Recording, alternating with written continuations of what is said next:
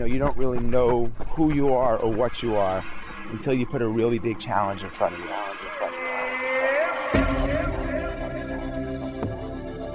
Fear is an asset and ally here to help you be magnificent. This crazy, silly, stupid idea to run across the Sahara Desert.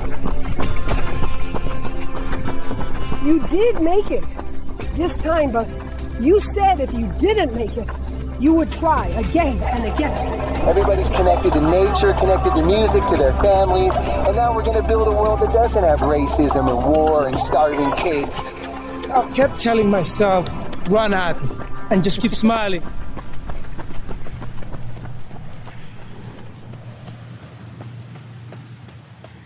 Well, hello everybody. Welcome back to The Extra Mile. My name is Gene Gerkoff. It's a beautiful morning in New York City. It's actually a little gray, slightly rainy, and cool, which feels great. Because yesterday on my run, it was like 90 degrees. It's been a very warm fall, but it is October now, and that came on us very suddenly. So it's as it should be. The leaves are starting to change. My favorite time of the year. We've got Chicago and the New York City Marathon coming up. Feeling the energy. And as many of you know, October is also Breast Cancer Awareness Month. And as many of you also know, one of our newest charity partners, one of our newest members of the Charity Miles family is the Susan G. Komen Foundation, which is doing such incredible work in the fight against breast cancer.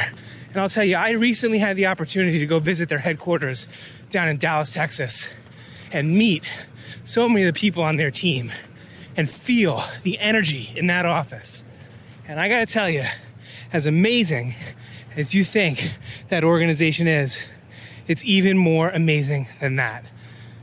And I asked them, I said, is there anyone here that would be willing to do a podcast with me so that we could share this with some of our members? And they introduced me to a young woman, Nikia Hammonds-Blakely, who works at the foundation. And she's also a breast cancer survivor. And getting to hear her story, which you'll get to hear shortly, added a completely new dimension to my admiration of the Susan G. Komen Foundation. Because, at least for me personally, when I think of a disease-focused organization like the Susan G. Komen Foundation or the Michael J. Fox Foundation or any, like I said, disease-focused organization, personally, I primarily think of research. What's the research that we're doing to find a cure? And of course, Susan G. Komen is leading the charge on that. But they do so much more, and there's so many other facets to a disease like breast cancer. And when you hear Nikia's story and some of the work that she's been brought in to be a part of at the Susan G. Komen Foundation, really makes you feel that. So grateful to Nikia for taking the time to walk with me out in the heat. It was hot in Dallas, not like it is today. Taking the time to walk with me, and grateful to everyone at the Susan G. Komen Foundation for the opportunity to be working with you. It's such an honor. Grateful to all of you out there for joining us. Wherever you are, turn up your volume, turn on your charity miles, hopefully for the Susan G. Komen Foundation today, and come along for the walk or the run with me and Nikia Hammonds-Blakely in Dallas, Texas. Every mile matters.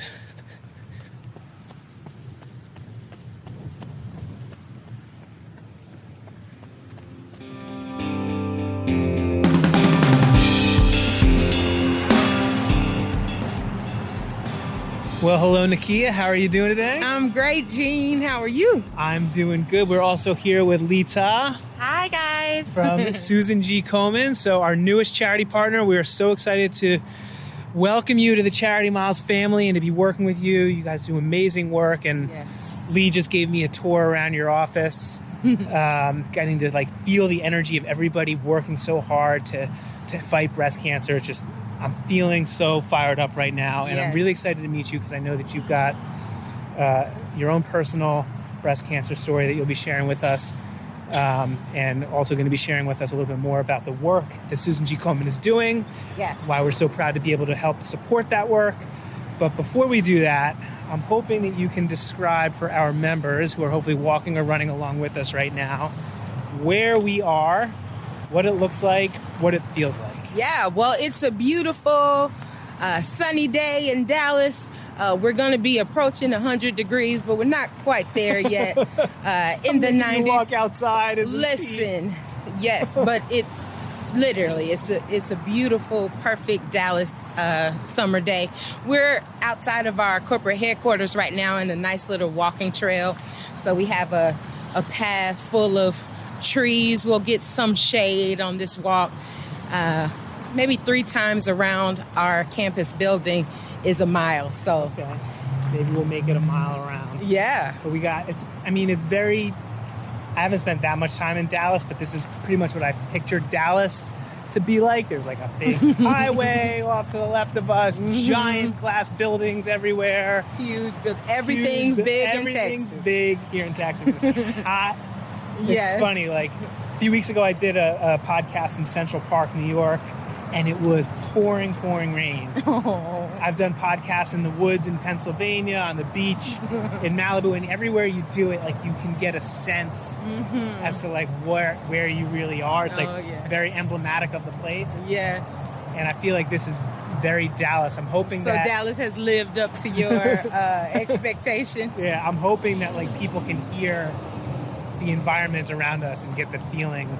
You're not going to be able to hear the heat, but I assure Right. you that it is hot. It is. So thank you for coming out here in the heat and walking with me. We might, Definitely.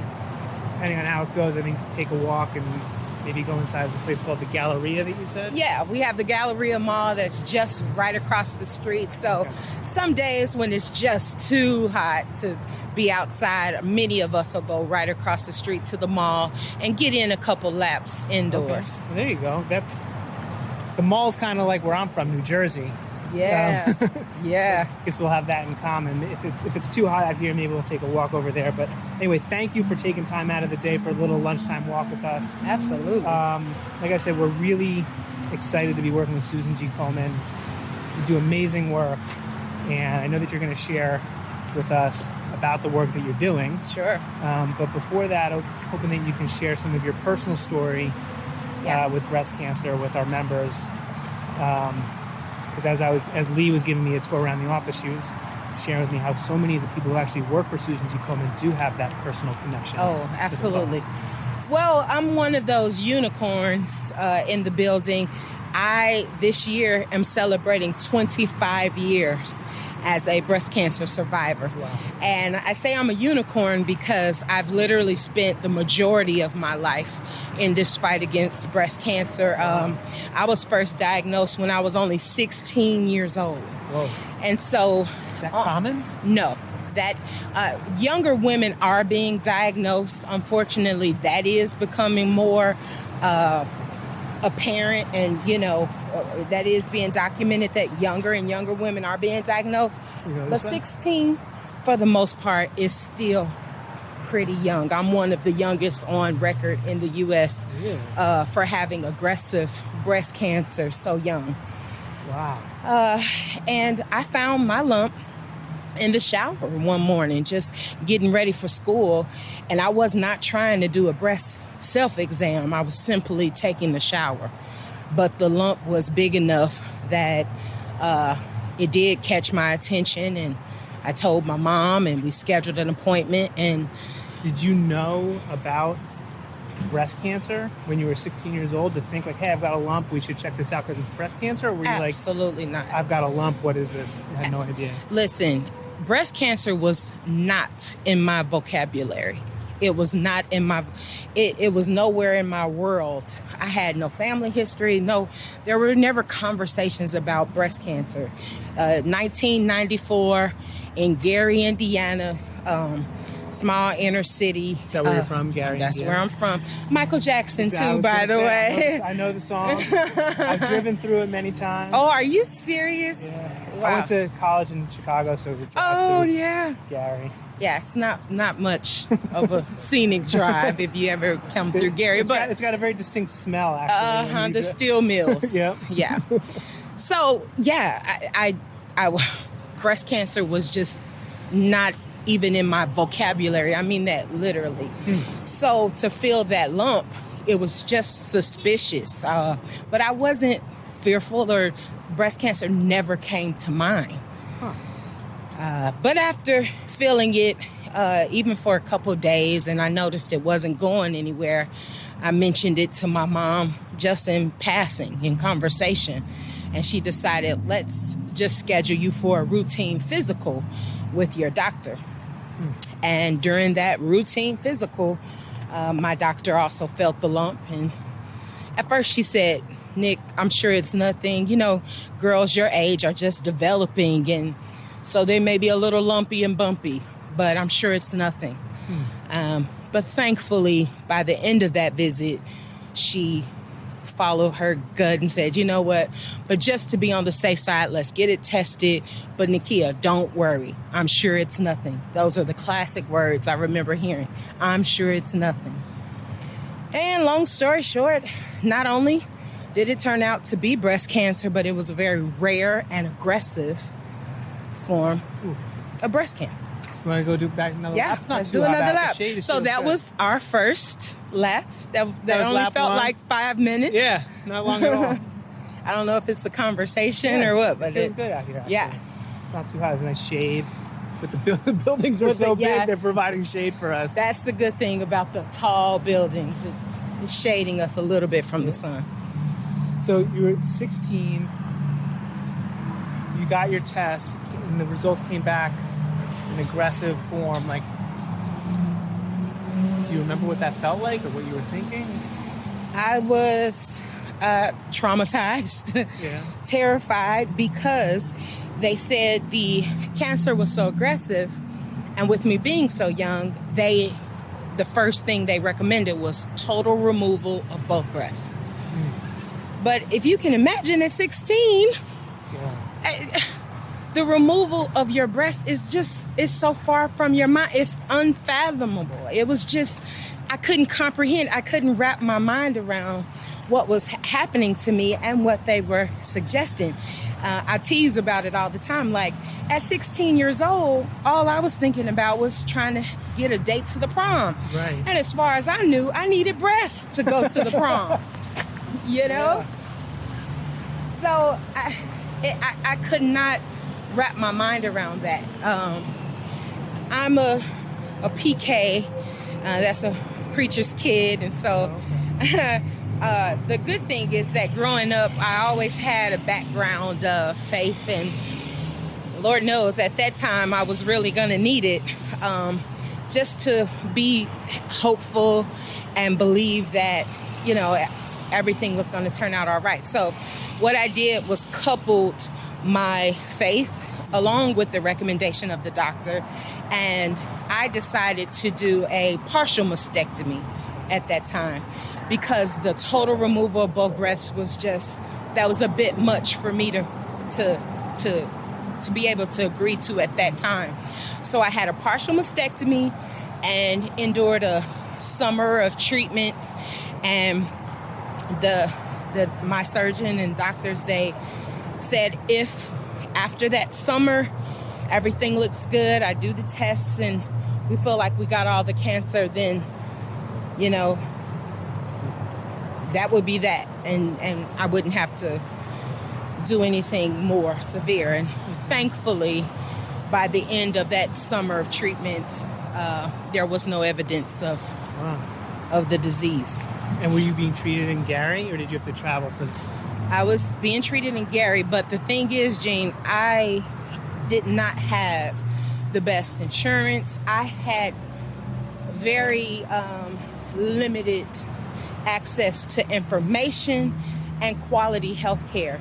My surgery was not done by a breast surgeon. I didn't know that there was a breast surgeon. I had a general surgeon, and they did a very botched job.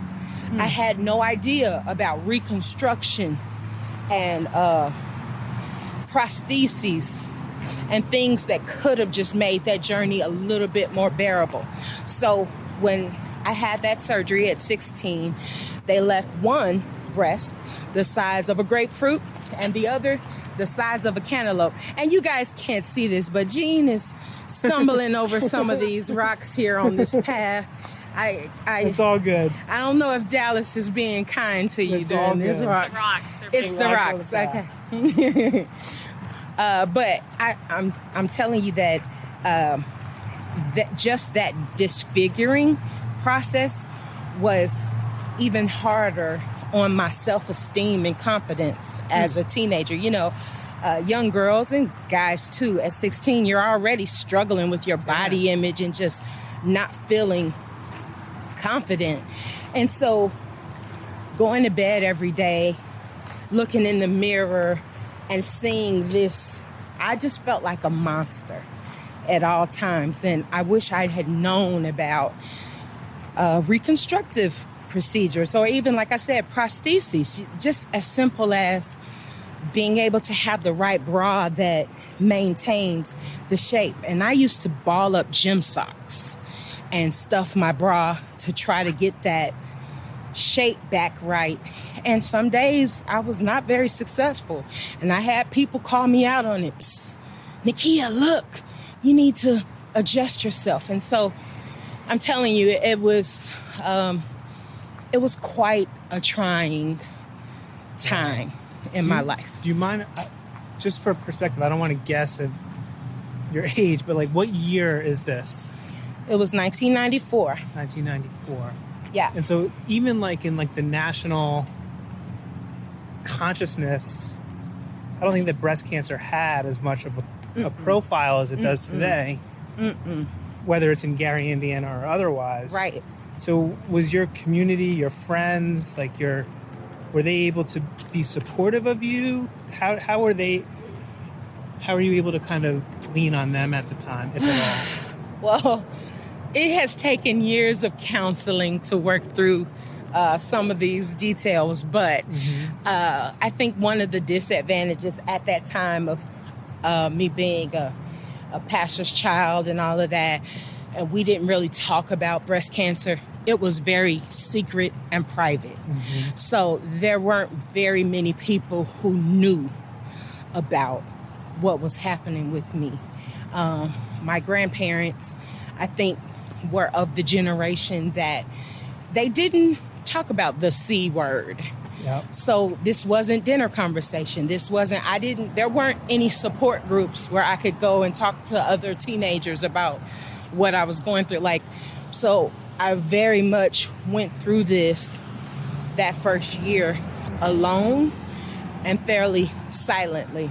And I think even my family, in an effort to protect me and guard me, they didn't talk about it. They tried to keep normalcy in our family, so we really didn't talk about it. What do you mean by normalcy, not normal letter C, normalcy? Like. No, normalcy. Yeah, they tried to keep our routine. All right, we just finished our second lap. I think it was their effort to just try to keep my world as normal as possible, so they didn't talk about it at all.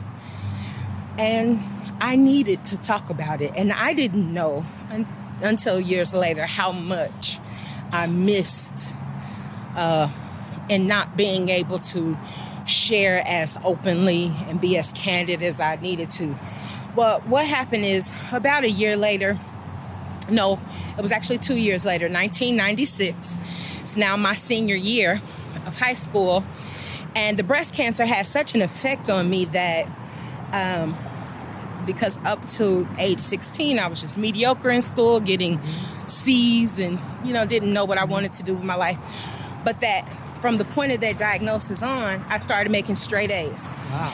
And ended up graduating at the top of my class. Wow. Yeah.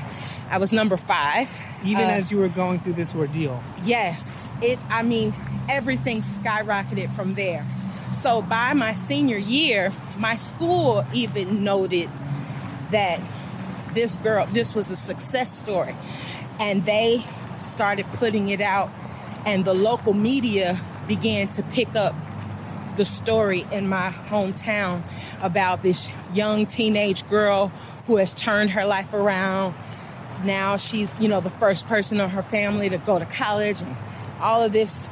And so that's when the breast cancer experience became public to my city and my church members and some of my extended family.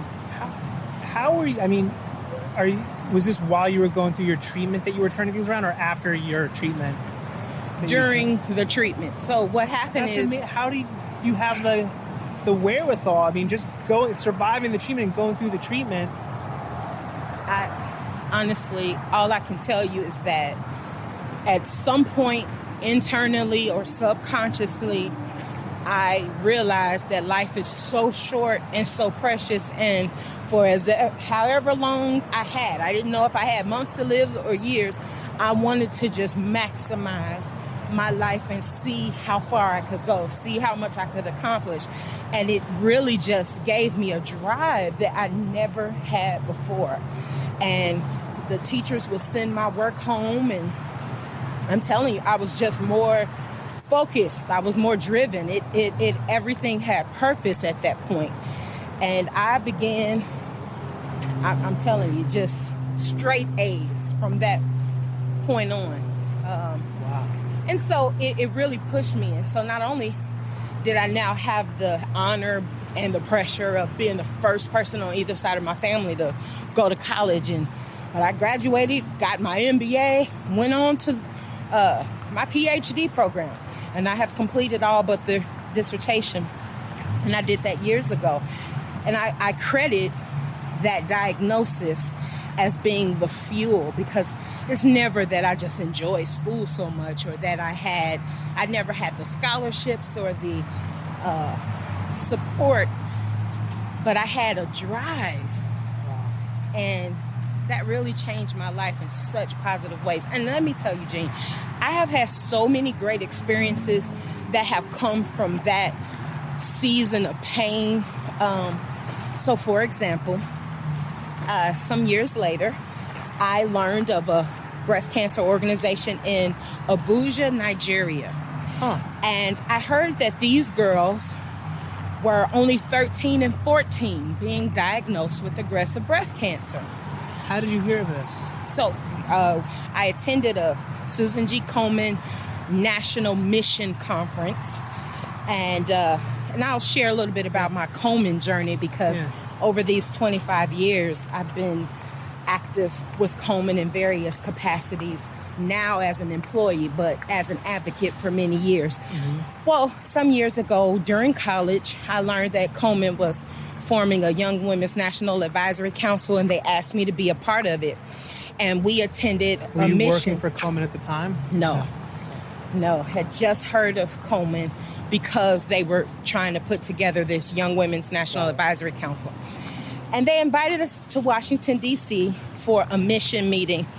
And they invited leaders from across the country and other countries, some of our global partners, to be a part of this mission meeting and hear the state of breast cancer, and try to solicit the support of everyone involved. So at this conference, I meet a woman from Abuja, Nigeria, who she hears my story. I was able to share my story at that conference. She comes to me after and she says, "I am Princess Nikia Hammonds-Blakely of Abuja, Nigeria, and I have young girls in my village who are only 13 and 14, and we're going to have our first breast cancer conference. We'd love to have you come and share with the girls." Wow. So my mom and I were so excited. I went and rallied the support of my community to raise money, to get bras, prostheses, everything that I wished I had had when I was a teenager. And on our own dime, we traveled to Abuja, Nigeria. We spent about 11 days there, going to the hospitals, the villages, the schools, meeting these young girls and giving away the resources that I had wished somebody had given me. Wow. And when I tell you that was one of the most meaningful experiences of my whole life, because number one, it showed me that no matter how bad you think your situation is, there's always somebody somewhere that's worse off than you. I thought I was the youngest at 16. And when I learned that there were girls who were 13 with fungated breast cancer. And if you've never heard of that term, I've not heard of that. I hadn't either. Fungated breast cancer is when there's literally, the growth is so expansive that there is fungus that is growing on the outside of the breast. 13 years old, girls going through this. And so that was truly, I think we just completed our third lap. third lap. That's a mile about. So That's a mile. we'll keep it going. A mile down in the Texas heat, and we're still alive. Are Still you? alive. It feels good. I'm All already right. even sweating. Great. So, I'm just like so captivated by, like I'm like hanging on every word that you're saying. So I'm not even noticing. Goosebumps back here. Nikia, we've worked together for a couple months now, and I've heard different versions of your story. I've read different versions. I've never actually heard it from you. That I have goosebumps in almost 100-degree weather. Yes. Yes. Right? I don't know how that's possible, but I do. I'm literally, every time we go around, I trip on the same spot over there because I'm like literally just, I'm not even like, I'm just like hanging on every word of what you're saying. So please keep going. well, let me tell you, I wouldn't have believed it myself had I not lived every moment of it. But it's been quite a journey. So I'll tell you, Susan G. Komen, and the way I learned about them was in college when I heard that they were trying to talk to different sectors of the community that were underserved, that were not heard from and didn't really have a voice. So that was young women was a category, African American community was another category, the LGBTQ community was another category, Asian American Pacific Islanders was another category. There were like 5 different sectors that Komen identified as, and this was right around 2002, that they identified as being high-risk, underserved populations. And we came together to advise the organization right at the boom of social media, Twitter and Instagram and Facebook coming out and all of that, how to talk the language of those communities, how Susan G. Komen could help talk the language of those communities. And so the Young Women's Council specifically was helping to advise them on social media and different messaging and all of that. But during that experience, that was the first time that I had ever worked with other young women who had experienced the disease. Many of the people, there were only 11 young women on our council. Many of them were already stage 4. They were in their 20s.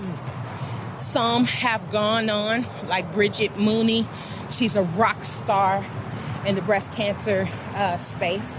And there are others that are currently living, like Dikla Benzivi, who at the time that I met her in the early 2000s, the cancer had already spread to her bone and liver and even up to the brain, but she's currently still living, thriving, doing well due to clinical trials and different medicines that have been made available.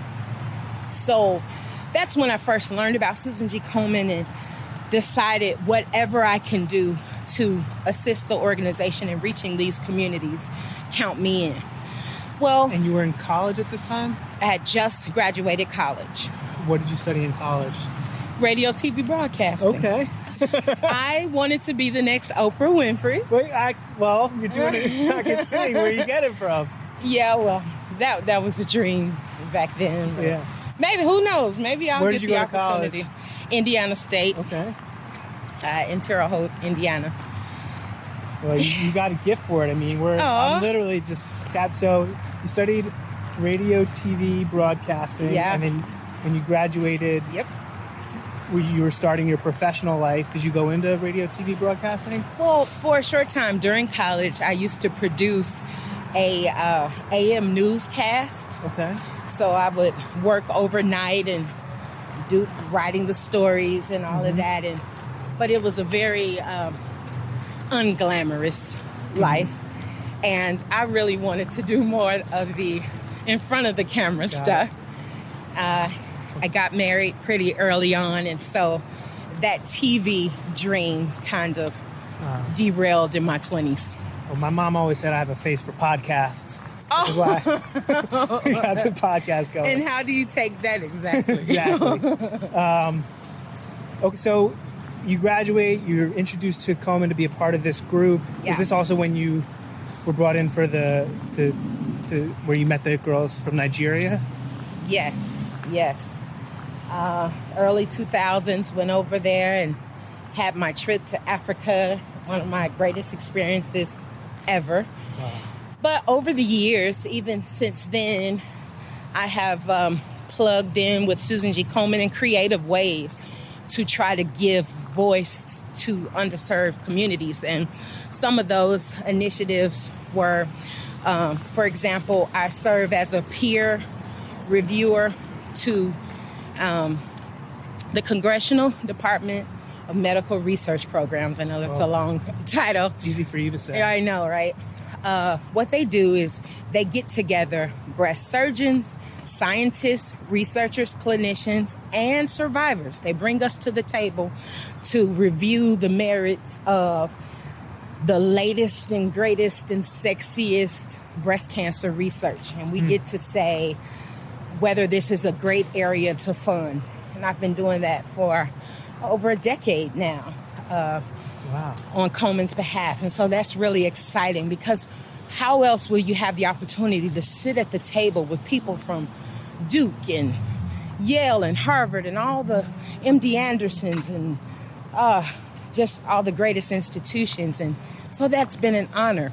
And what has happened, even in those settings, they'll a lot of times rank the research real high because they're using the greatest technology, and it's super, I keep using the word sexy because that's the best word for it. But then I'll come to the table and say, and make it more sexy. But is it accessible? Can the average woman who doesn't have much money, limited access, maybe she's underinsured, uninsured, will this be something that's offered through her local doctor's office? Or is it inconvenient? Will the treatment be more damaging to her body than the actual disease was? I'll bring that perspective, and I can't tell you how many times it has changed the vote.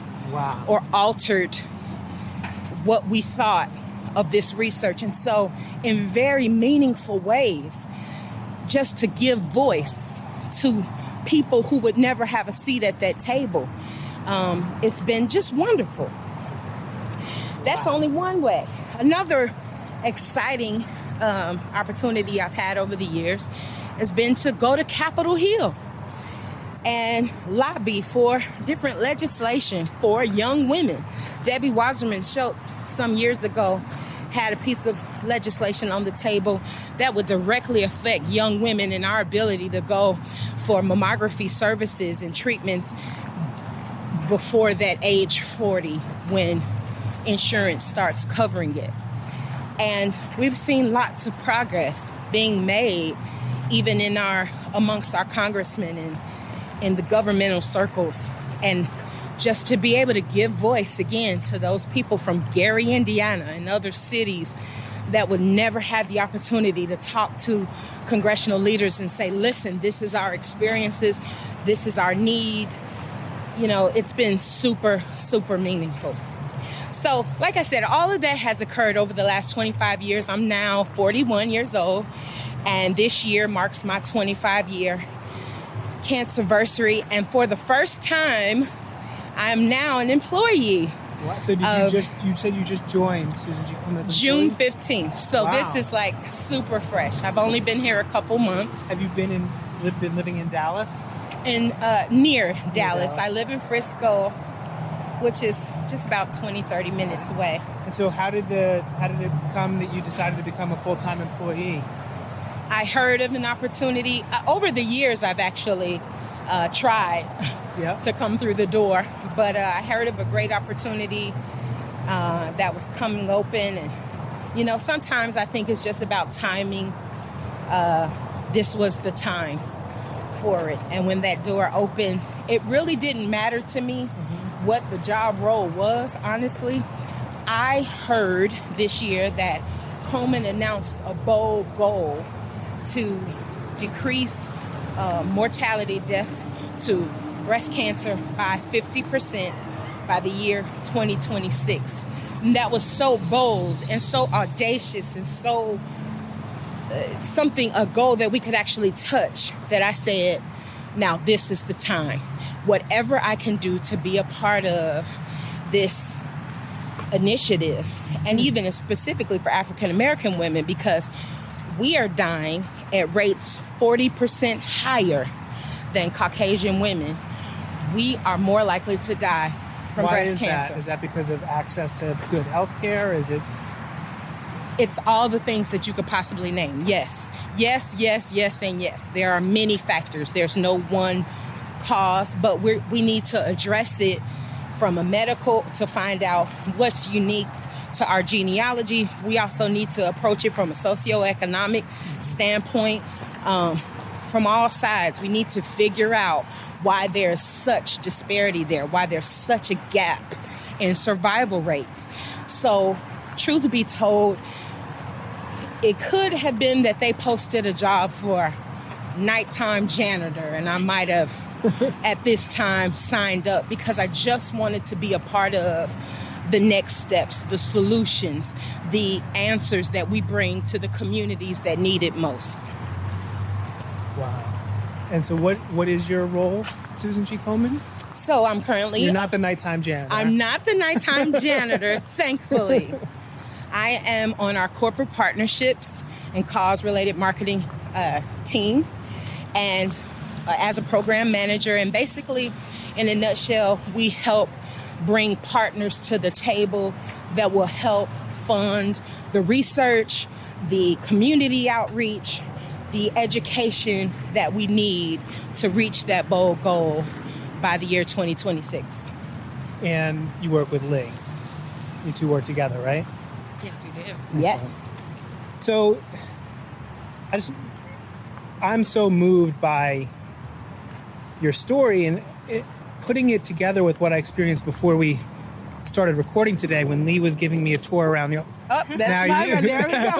Now Nikia is tripping on the sidewalk here.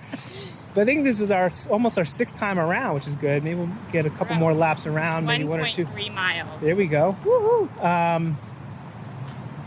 It's actually a really nice walk. The temperature's not bad at all. Getting a breeze going. Yeah. But hearing your story and putting it together with just what I've known and love about Susan G. Komen for years, and my experience in Lee introducing me to everyone in the office and taking me around the office, there's so much more to this than just research. Yeah. And research is obviously incredibly important, and you guys are doing amazing work to support that research.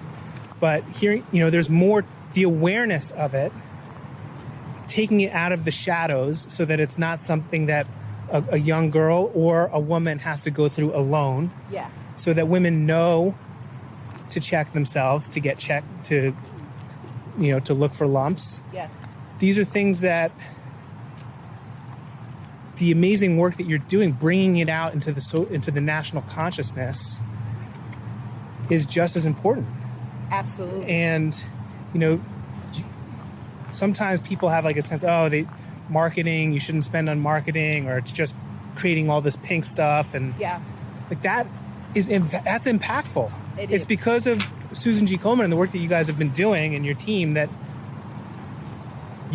there's a national breast cancer community that has the clout to go to Capitol Hill and get Debbie Wasserman Schultz and the other politicians to pay attention. Yeah. And not just that, if I can take it a step further, when you talk about the importance of marketing campaigns or the dollars that we raise, it's important that we take those resources to the communities and populations that need them most. Because studies have shown that sometimes where you live is an indicator of if you will live. People in cities like Gary, Indiana, do not have the automatic options, access, information, resources that a person in Frisco, Texas might have. And that is where that's where we can help close the gap, not just raise $1 billion just for a billboard or to, like you said, wear pink, but to actually take those resources to the people who are dying at the highest rates. And that's why I'm so excited that we are bringing spotlight and attention to people that you never knew existed and that you never knew are dying at such high rates. And I hope to represent, for example, not only the African American population, but young women. Studies show that the younger you are, when you're diagnosed, the more aggressive your disease is, number one. And number two, the higher risk you are for reoccurrence in your lifetime. And I don't think I even mentioned this part, but 18 years later, Jean, after my first diagnosis of having annual mammograms and clean bills of health for 18 years, I went for a mammogram at 34, and the doctor saw something suspicious. And he told me that my imaging looked suspicious. But do you know what his next words were? I'm sure it's nothing. He says, I'm sure it's nothing. Let's just keep an eye on it, come back next year, and we'll see. And I insisted. By this time, I knew more than I knew when I was 16. Right. I knew what my risk factors were. Where was this? This was here, in the state of Texas. And, you know, I would hate to say that that I was brushed off for any other factors than maybe the doctor was busy that day and wanted to scurry me along. But I insisted. I said, if you even think there's a remote possibility that this could be something, let's test it. He says, Nikia, he pushed back. He said, Nikia, let's not be a hypochondriac. Don't worry. Let's just keep an eye on it.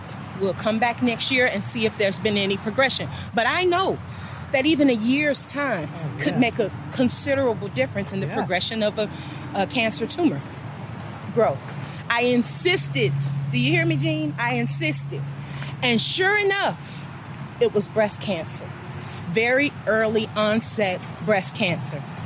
And I was 34. But this time, because I caught it so early and because I knew all my options, I knew my risk factors, all of that, I was in the driver's seat. I opted to have a double mastectomy.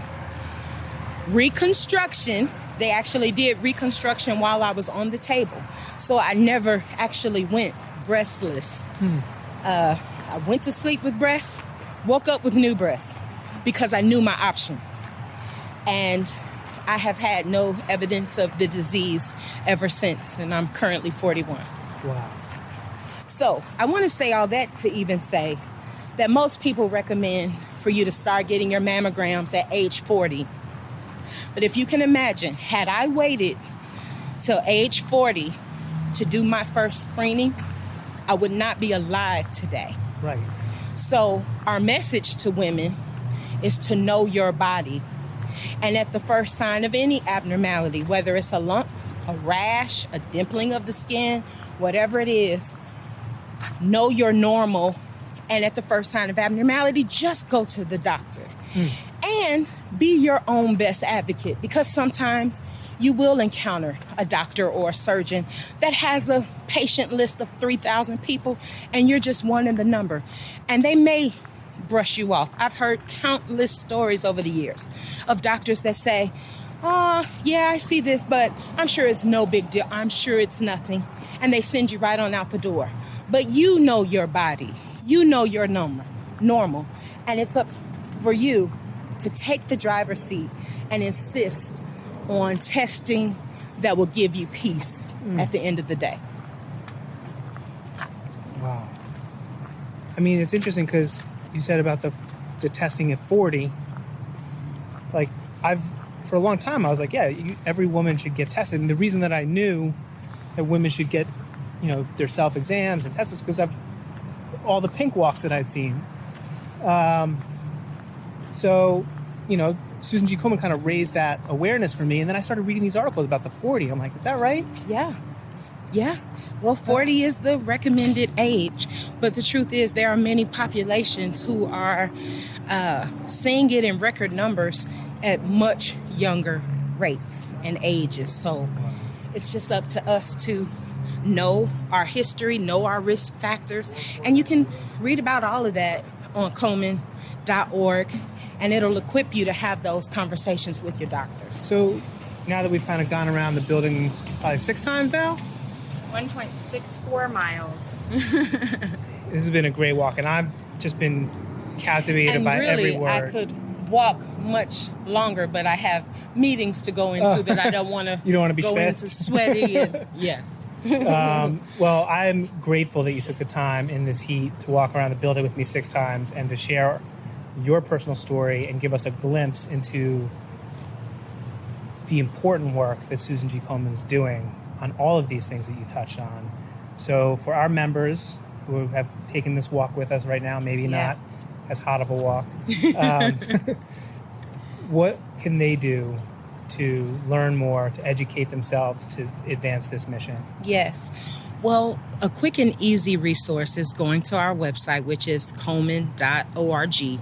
It will give you some beginning tools in terms of what if I feel a lump? What should be the next step? You can put in your zip code and find affiliates or resources in your local area. So that's a great starting point. Mm-hmm. But another thing, very practically, that you can do that requires no money, that requires no fancy connections, is to have conversations. We need to talk more. We need to dispel myths around breast cancer. The truth is that women who find and detect and treat their breast cancers early have more than a 90% survival rate. So your ability to catch it early, detect it early, treat it early makes all the difference in the world. So don't sit on it. Don't sit on fears or suspicions or concerns when through a conversation with your family, through your doctors, through local professionals, you could be proactive in taking those next steps, because they certainly save lives. And then the other thing is, even if you in your lifetime never face breast cancer, the statistic is 1 in every 8 women will. So chances are your mother, your sister, your coworker, your aunt, your cousin, your best friend will encounter this disease at some point. So it's for all of us to know as much as we can about breast cancer, not just for our own journeys, but chances are you're going to be the person to have to walk somebody through their journey. And it's not just women. Men are being diagnosed as well. So it's up to all of us to know as much as we can to fight this disease. And to bring it out into the national consciousness so that the next girl in Gary, Indiana doesn't have to go through it alone. There you go. Well, thank you so much for sharing your story and your journey with us. This has been incredible. Thank you, I know that our members out there are going to have goosebumps as well. So thank you. Lee, thank you. Of course. Thank you. Thank you for coming all the way to Dallas to walk with me. We're honored to be partnering with Susan G. Komen. And so everybody out there, hopefully you'll kick some miles in on charity miles for Susan G. Komen. And Nikia, Lee, thank you very much for walking with me. Thanks to everyone out there for joining us. Every mile matters. Thank you. Wow.